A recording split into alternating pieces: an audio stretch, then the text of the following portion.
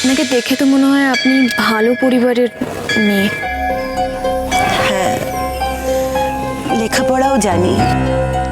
তাই নাকি? সেই সূত্রেই তো আলাপ অলির বাবার সঙ্গে। তখন বেনারসে থেকে আমি পড়াশুনো করতাম। সবে সবে ইউনিভার্সিটিতে ভর্তি হয়েছি, সেখানেই আলাপ অলির বাবার সঙ্গে।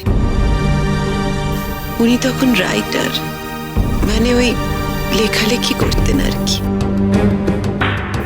আমাদের ইউনিভার্সিটিতে তখন একটা সেমিনার চলছিল 1 মাস ধরে।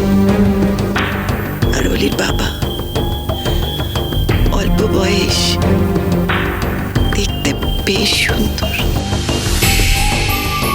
ওই সেমিনারেই গেছেন বেনারসে একটা লেখার ব্যাপারে। বিশাল বড় ইউনিভার্সিটি তো, উনি রাস্তা খুঁজে পাচ্ছিলেন না। আমাকে জিজ্ঞেস করাতে আমি ওনাকে পথ দেখিয়ে সেমিনার হলে নিয়ে গিয়েছিলাম। কি আশ্চর্য জানেন, সেদিন খুব বৃষ্টি নেমেছিল। আমি ফেরার জন্য কোনো টাঙা পাচ্ছিলাম না, অনেকক্ষণ রাস্তায় দাঁড়িয়ে ভিজছিলাম। সেমিনার শেষ করে অলির বাবা বৃষ্টির মধ্যে ডাঙায় করে ফিরছিলেন। আমাকে বৃষ্টির মধ্যে ওইভাবে ভিজতে দেখে ডেকে বললেন, আপনি তো আমার সাহায্য করেছেন, আমিও আপনার একটু উপকার করি। বৃষ্টির মধ্যে টাকা করে আমাকে পৌঁছে দিলেন যেখানে থাকতাম। সেখানে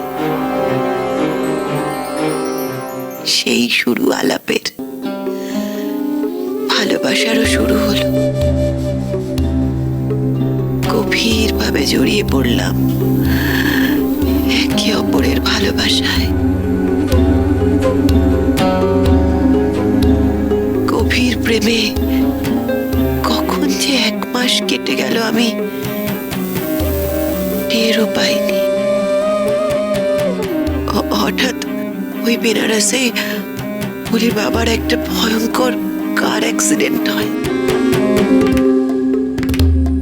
অ্যাক্সিডেন্টে মাথায় চোট পান উনি। এমন দুর্ভাগ্য আমার, উনি বেশ কিছুদিনের স্মৃতি হারিয়ে ফেললেন।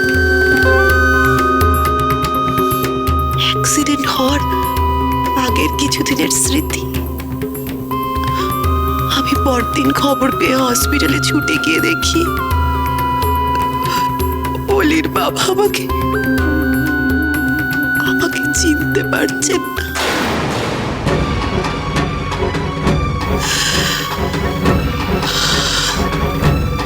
এরপর কলকাতা থেকে ওনার বাড়ির লোকজন গিয়ে ওনাকে বাড়ি ফিরিয়ে নিয়ে আসে হসপিটাল থেকে। আমি খবর পেয়ে হসপিটালে ছুটে গিয়ে শুনি ওনারা চলে গেছে। ওই শেষ, হারিয়ে ফেললাম মানুষটাকে।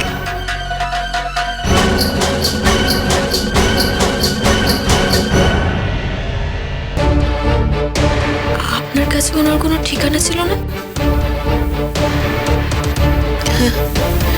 ওনার ঠিকানা ছিল। আসলে কি জানেন, প্রথমে ভেবেছিলাম যে থাক না, যে মানুষটা আমাকে ভুলে গেছে, আমিও না হলে তাকে ভুলে যাওয়ারই চেষ্টা করব। কিন্তু জানেন, মানুষ ভাবে এক আর হয় আর এক। ততদিনে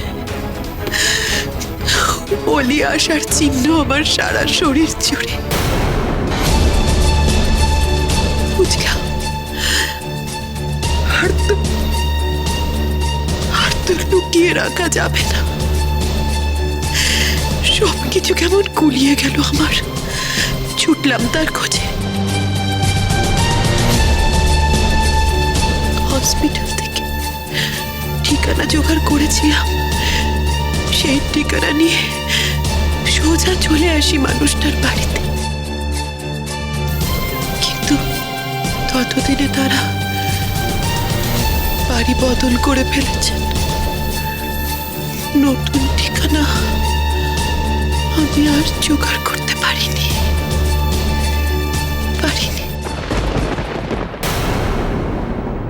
বিয়ে হয়নি, অথচ মা বুঝতেই পারছেন।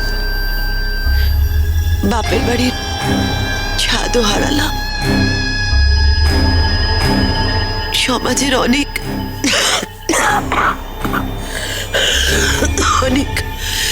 লাঞ্ছনা গঞ্জনা সহ্য করেও একা হাতে মেয়েকে মানুষ করেছি আমি।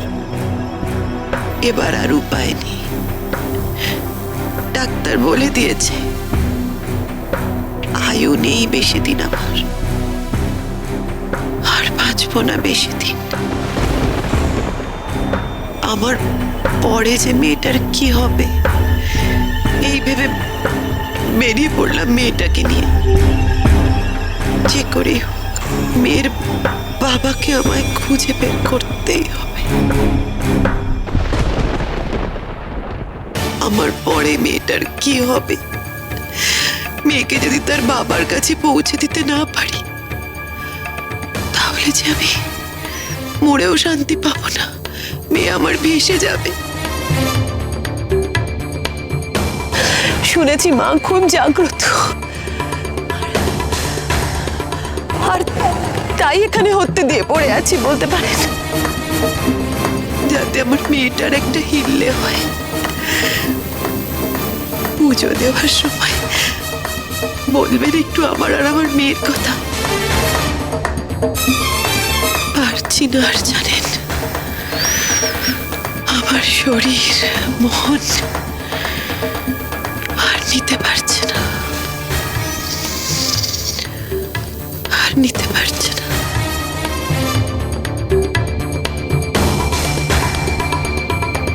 কিন্তু আপনি কলকাতা ছেড়ে এখানে এলেন কেন? ওই খুঁজি মানুষটাকে।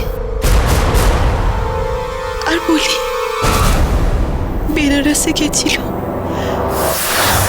এটুকুই তো জানা আছে আমার। এর বেশি তো কিছু জানি না। যখন কেউ বলে অমুক জায়গায় আছে একজন এরকম ছুটি শেখাতে, তেমনি এখানেও এসেছিলাম, কিন্তু না,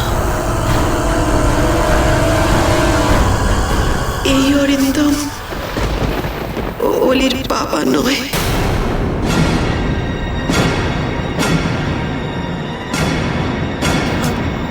কি? এক মিনিট, আপনি কি নাম বললেন এক্ষুনি?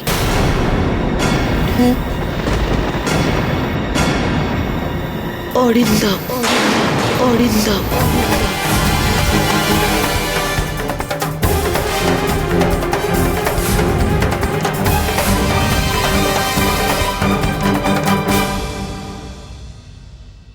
ঠাকুর, আমি শুনেছি তুমি খুব জাগ্রত।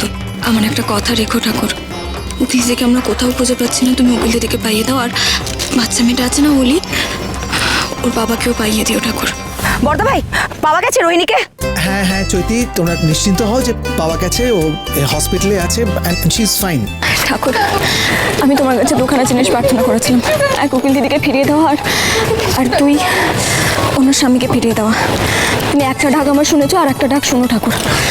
আপনি চিন্তা করবেন না, আপনি আপনার স্বামীকে ঠিক পেয়ে যাবেন। ঠাকুর আমার যাকে পাইয়ে দিয়েছেন আপনার স্বামীকেও ঠিক পাইয়ে দেবেন।